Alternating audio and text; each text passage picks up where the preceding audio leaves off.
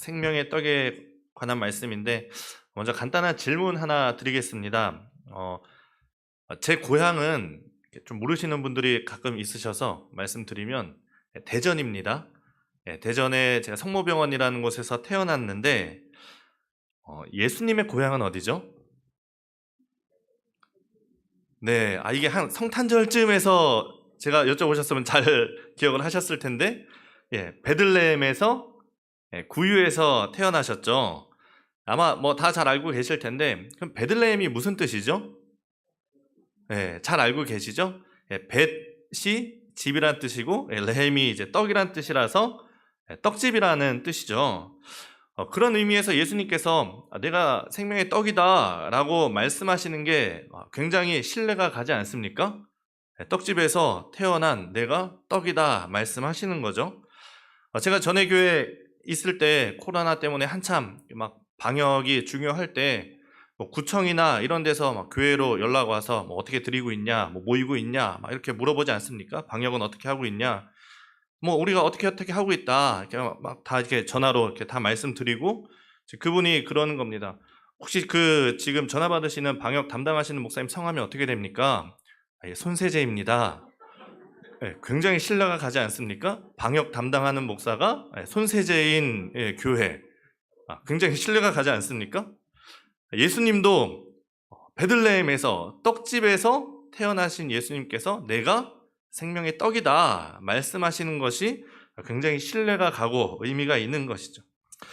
마침 다음 주에 성만찬이 있죠. 추수감사주일을 맞아서 성만찬이 있는데 오늘 이 요한복음 6장에 나오는 오병이어 사건과 그리고 예수님께서 내가 생명의 떡이다 말씀하시는 것을 통해서 정말 우리에게 은혜가 임하기를 바라고, 또 이 말씀을 또 차근차근 보면 또 참 재미가 있습니다. 오늘 이 오병이어의 사건을 함께 좀 나눠보겠습니다. 여러분이 집에 있는데 남편이 혹은 뭐 아내가 들어오면서 이렇게 얘기하는 겁니다. 옆 단지에 불이 났네? 이렇게 얘기하는 겁니다. 근데 잠시 뒤에 아들이 또 들어오면서 엄마, 저 옆에 불 난 거 봤어요? 이렇게 또 얘기를 하는 겁니다. 잠시 뒤에 딸이 또 들어오면서 엄마, 불 났어, 불. 이렇게 하면서 들어옵니다. 이와 같은 상황에서 우리가 유추해 볼 수 있는 게 뭐겠습니까? 불 났다는 거죠.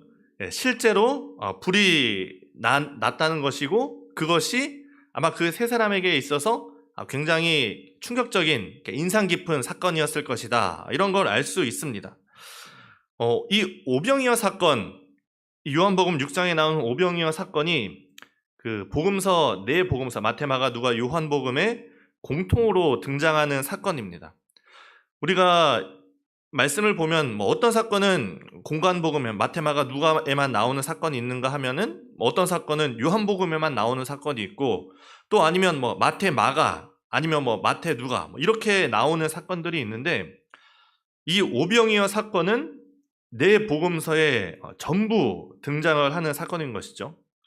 물론 이 복음서마다 뭐 독자들, 상황, 주제에 따라서 좀 다르게 쓰이긴 했지만, 그럼에도 이 네 복음서에서 이 오병이어 사건을 전부 다 다룬다는 것은 어떤 의미가 있겠습니까?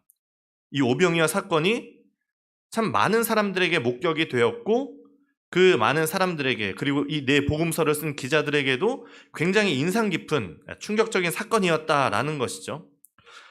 이 사건이 뭐 12제자에게만 혹은 뭐 몇 명에게만 보여진 것이 아니라, 이 떡을 먹고 배부른 사람이 몇 명입니까? 장정만 5,000명. 실제로 적게 잡아도 5,000명이고 많게는 2만 명까지도 추정할 수 있는 그 사람들이 이 놀라운 기적을 체험한 것이죠. 그러니까 얼마나, 여러분이 경험했다고 해보십시오. 얼마나 신비로운 일입니까? 떡 5개, 물고기 2마리가 있었는데 5,000명에서 2만 명이라는 인원이 그것을 먹고 12바구니가 남았다? 이게 내 눈앞에서 직접 벌어진 것을 한번 생각을 해보십시오. 정말 놀라운 일이지 않습니까? 이게 정말 대단한 일이구나 라고 해서 그 사람들이 한 행동이 뭐냐? 14, 15절에 보면 그 사람들이 예수께서 행하신 이 표적을 보고 말하되 이는 참으로 세상에 오실 그 선지자라 하더라. 그러므로 예수께서 그들이 와서 자기를 억지로 붙들어 임금으로 삼으려는 줄 아시고 다시 혼자 산으로 떠나가시니라. 그런 기적을 보면서 와, 진짜 능력 있는 선지자구나. 이런 능력 있는 사람이 우리 지도자가 돼야지, 우리 왕이 돼야지 하면서 왕으로 삼으려고 합니다. 그 생각을 아시고 예수님께서도 혼자 산으로 가시고 다시 그 먼저 떠난 제자들을 쫓아서 무리를 걸어서 호수 건너 가버나움으로 이렇게 가시게 됩니다. 그렇게 가버나움으로 떠나가신 상황에서 오늘 읽은 말씀이 시작이 됩니다. 22절 보면 이제 이튿날 그 오병이어 사건이 일어날 그 다음 날이죠. 사람들이 일어나서 예수님을 찾는데 안 계신 겁니다. 22절에 이렇게 얘기합니다. 이튿날 바다 건너편에 서 있던 무리가 배 한 척 외에 다른 배가 거기 없는 것과 또 어제 예수께서 제자들과 함께 그 배에 오르지 아니하시고 제자들만 가는 것을 보았더니, 이해가 되십니까? 좀 말이 어렵죠. 이게 무슨 말이냐면 그러니까 배가 한 척밖에 없었는데 예수님이 그 배를 안 타신 것을 보고 제자들만 그 배를 타고 가는 걸 이 무리들이 알고 있었다는 겁니다. 그러면 예수님은 어디 계셔야 됩니까? 여기 계셔야 물속에 계시면 안 되고 여기 계셔야 되는 것이죠. 그런데 예수님이 떠나셨죠. 어디로 떠나셨죠? 물 위를 걸어서 그 지나가신 사건이 그 바로 앞에 나옵니다. 그러니까 분명히 예수님이 계셔야 되는데 안 떠난 걸 알고 있는데 아무리 찾아도 없으니까 이 사람들이 막 예수님을 찾습니다. 막 말씀에도 간절히 찾는 자가 나를 만나리라 이런 말씀 있지 않습니까? 이 사람이 열심히 찾고 찾아서 심지어 이제 배를 타고 막 건너편으로 가서 가버나움까지 가니까 거기 예수님이 계신 겁니다. 그래서 25절에 보면 바다 건너편에서 만나 랍비여 언제 여기 오셨나이까? 예수님 언제 여기 오셨어요? 한참 찾았잖아요. 하면서 그 열정을 가진 그런 추종자들이죠.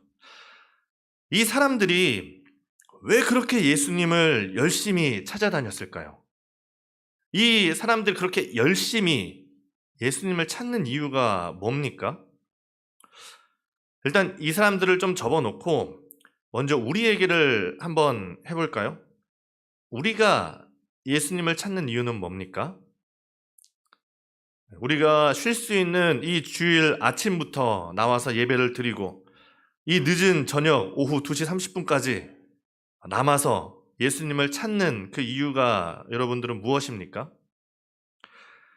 오늘 예수님께서 하시는 말씀을 보면서 스스로를 돌아보시기를 바랍니다. 예수님께서 열심을 가지고 자기를 찾아온 사람들에게 의외로 냉정하고 차갑게 이렇게 말씀하십니다. 예수께서 대답하여 이르시되 내가 진실로 진실로 너희에게 이르노니 너희가 나를 찾는 것은 표적을 본 까닭이 아니요 떡을 먹고 배부른 까닭이로다. 이 사람들이 예수님을 찾아온 결정적인 이유가 이 놀랍고 충격적인 오병이어 사건을 경험했기 때문이죠. 그런데 예수님께서 뭐라고 말씀하시냐면 너희가 나를 찾아온 것이 그 표적을 깨닫고 그게 어떤 의미인지를 알고 온 것이 아니라 너희가 떡을 먹고 배부르니까 날 찾아온 것이다 이렇게 말씀을 하십니다. 다음 절에 보면 좀 더 자세하게 말씀하십니다. 썩을 양식을 위하여 일하지 말고 영생하도록 있는 양식을 위하여 하라. 이 양식은 인자가 너희에게 주리니 인자는 아버지 하나님께서 인치신 자니라. 이 사람들이 예수님을 찾아온 이유가 뭔가 큰 일, 위대한 일을 바라고 온 것이 아니라 배부른 까닭에 왔다는 것이죠. 물론 이제 그 당시는 먹고 마시는 게 중요한 시기이기도 했습니다만 어떻게 보면 자기 만족을 채우기 위해서 온 사람들인 겁니다. 자기 만족을 위해서 예수님을 찾고 그 예수님이 자기 만족을 위해서 필요한 것이죠. 물론 그럴 수 있는데 괜찮습니다. 그럴 수 있는데 더 안타까운 것은 이 예수님이 말씀하시는 것이 그 자기 만족이라는 것이 썩을 양식, 영원하지 않고 중요하지 않은 것에 너희가 목숨을 걸고 열정을 갖고 있다라는 것이죠. 여러분 어렸을 때 그 구슬치기 해보셨나요? 안 해보셨나요? 네, 다 해보셨죠? 요즘 애들은 좀 잘 안 하더라고요. 근데 그때 참 그 아이들 사이에서 구슬이 많으면 우러러볼 사람이고 능력 있는 사람이고 거기에 쇠구슬이 있으면 어떻습니까? 마치 진주 하나를 팔아서 막 집 팔고 냉장고 팔아서 진주 하나를 사듯이 그 쇠구슬 하나를 막 살려고 하는 아이들인 것이죠. 그런데 어른들이 보면 아무 가치가 없는 것이죠. 어른들 쇠구슬 수백 개도 살 수 있습니다. 뭐 수천 개 살려면 살 수 있습니다. 그런데 안 사죠. 왜 안 삽니까? 가치가 없으니까.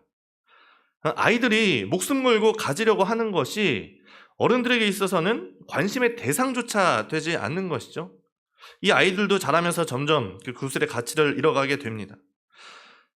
예수님께서, 이 영원하신 예수님께서 사람들이 구하는 것을 보기가 그렇다는 겁니다.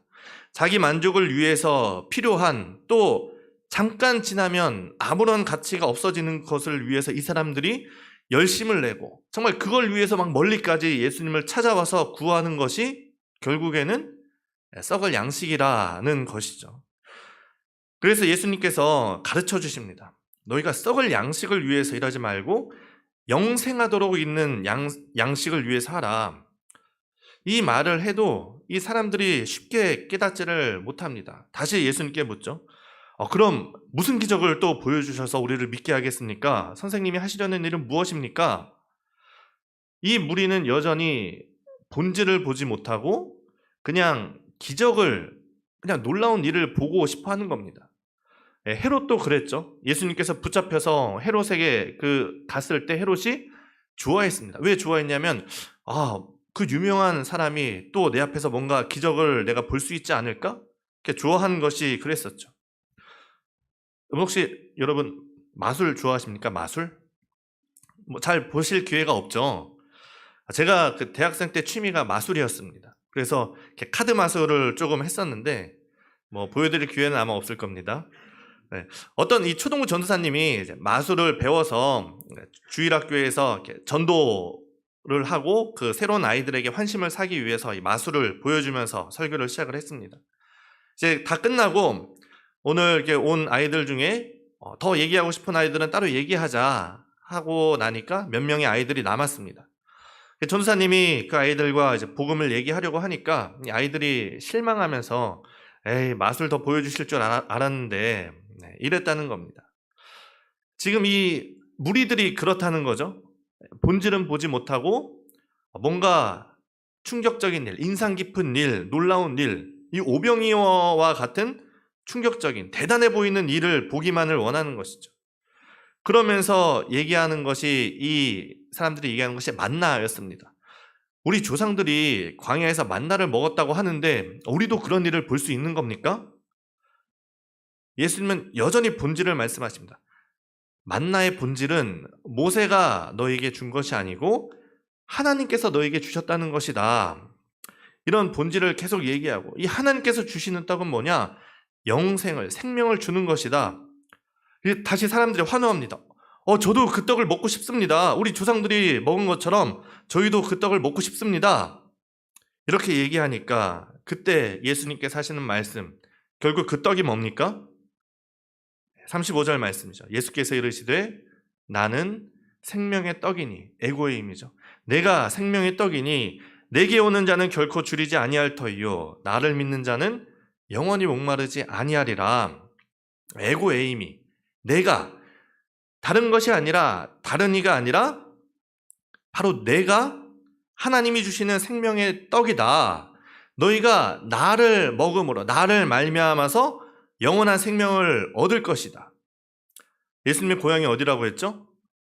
떡집입니다. 이 떡집에서 태어난 예수님께서 내가 생명의 떡이다. 참 그 놀라운 말씀을 하신 것이죠.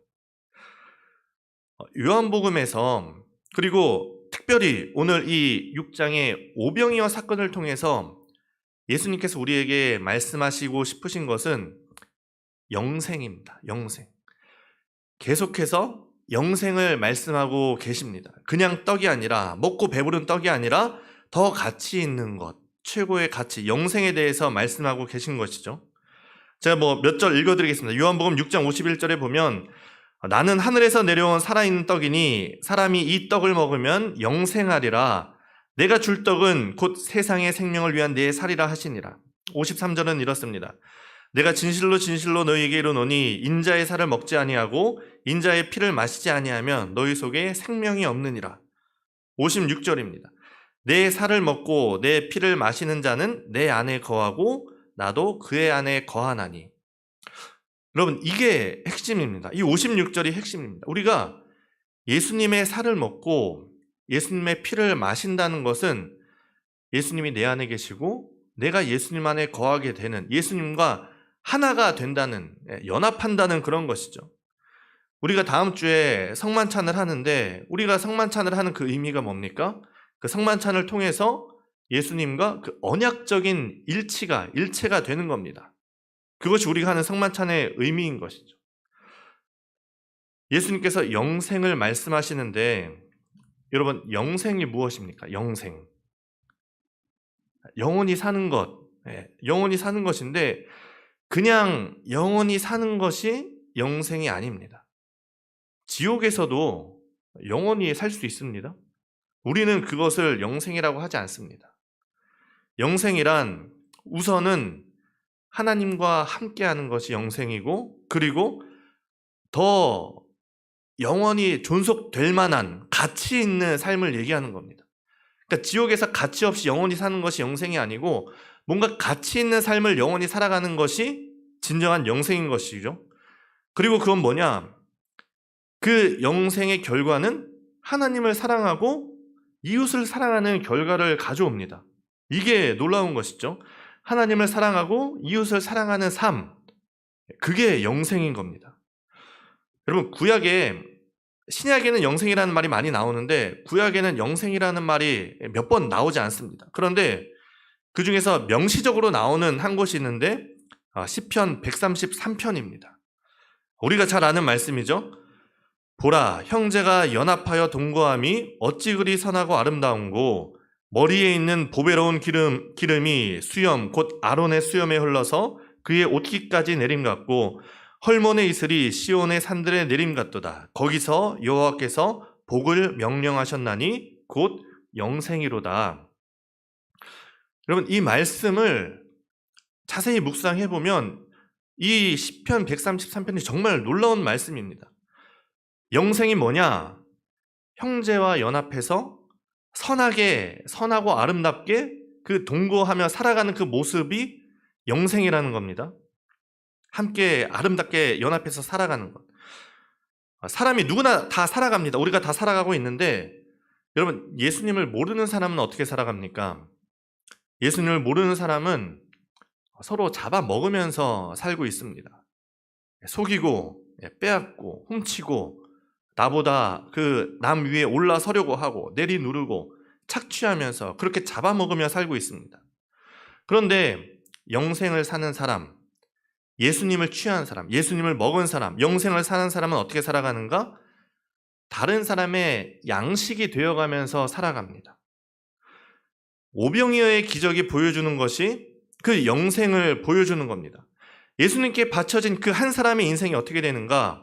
예수님께 바쳐진 그 1인분의 양식, 그 떡 5개와 물고기 2마리가 5,000명을 먹이고도 남는 것처럼 예수님께 바쳐진 사람은 어떤 사람입니까? 예수님이 말하는 그 떡을 먹는 사람은 어떤 사람입니까? 예수님을 먹음으로 인해서 다른 사람의 양식이 되는 삶, 내가 다른 사람의 것을 빼앗는 것이 아니라 내 1인분으로 사는 것이 아니라 내가 예수님께 바쳐졌더니 예수님의 그 생명의 떡을 먹었더니 영생을 사는데 그 영생이 무엇이냐? 나를 통해서 5,000명이 먹어가는 삶. 내가 하나님께 예수님께 바쳐졌을 때 그 놀라운 기적이 일어나는, 다른 사람의 양식이 되는 삶. 형제가 연합해서 선하고 아름답게 동거하는 삶. 그것이 영생인 것이죠. 시편 133편이 바로 이 예수님의 살과 피를 먹고 마시는 사람들의 삶에 대해서 얘기합니다. 2절에 머리에 있는 보배로운 기름이 수염 곧 아론의 수염에 흘러서 그의 옷깃까지 내림 같고, 우리의 삶에 부어진 기름이 우리를 통해서 그 머리에서 수염에서 옷깃까지 흐름같이 하나님께서 우리에게 부어신 그 축복이 양식이 되어서 이 세상 가운데 흘러가야 되는 거죠. 3절에도 헐몬의 이슬이 시온의 산들에 내림 같도다. 여러분, 헐몬산이 뭡니까? 그 헤르몬산, 헤르몬산의 만년설이 녹아서 요단강이 되고 갈릴리 호수가 됩니다. 그 호수에서 생명이 흘러나오는 것이죠. 만년설이 녹아내려서 다른 사람들이 살아가게 하는 그 삶이 이 시편 133편이 얘기하는 형제가 연합하여 동거하는 아름다운 영생의 삶을 얘기하는 겁니다. 많이 배운 사람은 배울 기회가 없었던 사람들의 헐문산이 되는 것이고, 성공하여서 많이 가진 사람은 가난한 이들의 헐문산이 되는 것이고, 건강한 이들은 아픈 이들의 헐문산이 되는 것이고, 이것이 바로 자기 목숨을 다른 사람의 양식으로 주는 삶인 겁니다. 이런 사람이 많아지고 늘어나게 되면 정말 이 인류의 삶이, 그 함께 연합하여 동거하는 삶이 영생의 삶이 되는 것이죠. 보라, 형제가 연합하여 동거함이 어찌 그리 선하고 아름다운고, 거기서 여호와께서 복을 명령하셨나니 곧 영생이로다. 여러분, 우리가 다음 주에 성만찬을 합니다. 코로나로 인해서 정말 오랜만에 성찬을 하게 되는데, 여러분들이 이 성찬에 참여해서 예수님의 살과 피를 먹고 마심으로 무엇을 하시겠습니까? 영생을 사시기를 바랍니다. 성령을 받고 그 자기 몸을 떼어주는 그 예수님의 성만찬을 경험하고, 이제는 우리가 예수님께 바쳐진 오병이어가 되어서 1인분의 인생에서 점차 다른 사람의 양식이 되는 이 아론의 기름과 헐몬산이 되는 축복이 그 성만찬을 통해서 함께 할 수 있기를 간절히 바랍니다. 그런데 그때 사람들은 참 이 말씀을 이해를 못합니다. 도대체 어떻게 인간이 떡이 된다는 거지? 내 살은 참된 양식이요, 내 피는 참된 음료로다. 우리에게 그 살을 주어 먹게 하려는 건가? 우리가 식인종도 아닌데 어떻게 되는 거지? 결국 많은 사람들이 이 말씀이 너무 어려워서 예수님을 떠나갑니다. 60절에 보면 제자 중 여럿이 듣고 말하되 이 말씀은 어렵도다. 누가 들을 수 있느냐? 그래서 66절에 그때부터 그의 제자 중 많은 사람이 떠나가고 다시 그와 함께 다니지 아니하더라. 열정 있는 사람들이었죠. 예수님을 찾아서 열정 있게 찾아왔던 사람들, 어떻게 보면 제자라고 불리던 그런 사람들까지도 이 오병이어의 기적만 체험하고 그 뜻은 깨닫지도 못한 채 예수님을 떠나가게 됩니다. 이 오병이어가 놀라운 사건이었지만 또한 이 알곡과 가라지를 나뉘게 한 그런 사건이기도 합니다. 그 떠난 사람들이 나중에 누가 됩니까? 나중에 예수님을 십자가에 못 박으라고 소리치는 그 무리가 되는 것이죠. 예수님께서 그 12 제자들에게도 물어보십니다. 너희도 가려느냐? 그때 베드로가 참 멋진 말을 하죠. 뭐라고 합니까? 주여, 영생의 말씀이 주께 있사오니 우리가 누구에게 가오리까? 저는 베드로가 이 예수님의 이야기를 과연 얼마나 이해했을까 잘 모르겠습니다. 하지만 거기서 베드로는 정확히 그 핵심 영생이라는 것을 발견하고 얘기했습니다. 이 베드로 어부였죠. 많이 배운 사람이 아니었습니다. 그런데 이 베드로가 내 살이 참된 양식이요, 내 피는 음료로다 하는 그 말에서 어떻게 영생이라는 그런 얘기를 할 수 있었을까? 저는 그 고백이 지식에서 나온 게 아니라 믿음의 고백이라고 생각을 합니다. 때로는 잘 이해가 되지 않아도 베드로가 얼마나 이해했겠습니까? 하지만 베드로는 믿음으로 깊은 곳에 그물을 던져서 그물이 찢어지도록 낚는 그런 경험도 했었습니다. 그 믿음으로 이 영생을 이야기하고 역시 수제자로 불릴 수 있는 것이죠. 예수님께서 이 오병이어 기적을 보여주신 것은 왕이 되기 위해서도 아니었고, 단순히 배고픈 사람들에게 배부르게 하기 위한 것도 아니었습니다. 하나님 나라의 일을 보여준 겁니다. 하나님 나라의 정말 그 작은 한 부분, 그 한 그림자를 보여주신 것이죠. 예수님의 생명의 떡이고 모든 사람을 먹이치고 영생을 이끌 수 있는 그 오병이어가 바로 예수님이라는 것. 예수님께는 정말 그 모든 것이 바로 예수님으로부터 나온다는 것을 보여주신 것이죠. 하지만 세상 사람들은 어떻습니까? 예수님을 먹으려고 하지 않고 예수님이 만든 떡만 먹으려고 했던 것이죠. 영생을 보지 못하고 하나님 나라를 보지 못했던 것입니다. 예수님께서 오병이어를 통해서 하고 싶은 말씀이 뭡니까? 내가 생명의 떡이다. 나를 먹고 영생을 취하라.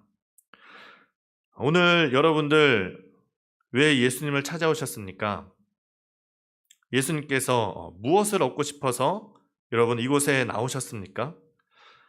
우리가 오병이어의 그 기적을 바라보는 게 아니라 그 기적이 이야기하는 생명의 떡이신 예수님을 바라볼 수 있는 그 믿음의 눈이 있기를 바랍니다. 또 오늘 예배를 통해서 여러분들이 예수님을 만남으로 그 생명의 떡을, 영생을 취하고 돌아가시기를 바랍니다. 너희는 나를 왜 찾느냐? 영생의 말씀이 주께 있사오니 우리가 누구에게로 가오리이까? 이 베드로의 고백이 여러분들의 고백이 되기를 바라고, 보라, 형제가 연합하여 동거하며 어찌 그리 선하고 아름다운고. 여러분이 그 생명의 떡을 취함으로 예수님께 바쳐져서 이 헐몬산과 아론의 기름이 되어서 다른 사람의 양식이 되는 그 삶, 그 영생을 취하시기를 바랍니다. 우리가 다음 주에 있을 그 성찬에 우리가 한 주간 이 말씀을 좀 붙들고 준비하면서 우리가 성찬에 임할 때 분명히 이전과는 다른 그 놀라운 영생을 경험하는 그 귀한 시간이 될 수 있을 겁니다. 우리가 이 말씀을 붙들고 또 성찬을 준비하고 또 영생을 경험하는 우리 모든 상일의 성도들이 될 수 있기를 간절히 바랍니다. 기도하겠습니다. 거룩하신 하나님, 주님께서 우리의 생명의 떡이 되심을 감사합니다. 하나님, 많은 사람들이 그것을 이해하지 못하고 주님을 떠나갔지만 하나님, 우리는 다시 한번 주님께 나와 영생의 말씀이 있는 주님께로 나와 그 생명의 떡을 취할 수 있기를 바랍니다. 주님, 우리에게 영생의 삶을 살게 하여 주옵소서. 하나님, 내가 그 영생의 떡을 취하고 주님께 바쳐진 삶을 살기를 원합니다.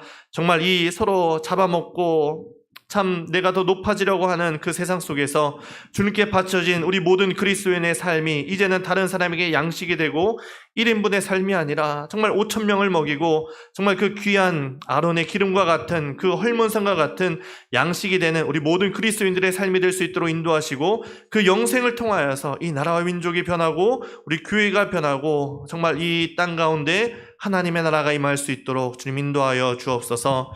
하나님, 우리가 다음 주에 성만찬을 준비하고 있습니다. 하나님, 이 한 주간 정말 생명의 떡이신 주님을 묵상하고 그 성만찬에 임할 때 놀라운 영생의 축복이 우리에게 임하도록 주님 함께하여 주옵소서. 감사드리며 거룩하신 예수님의 이름으로 기도합니다. 아멘. 찬송가 228장 찬양하겠습니다.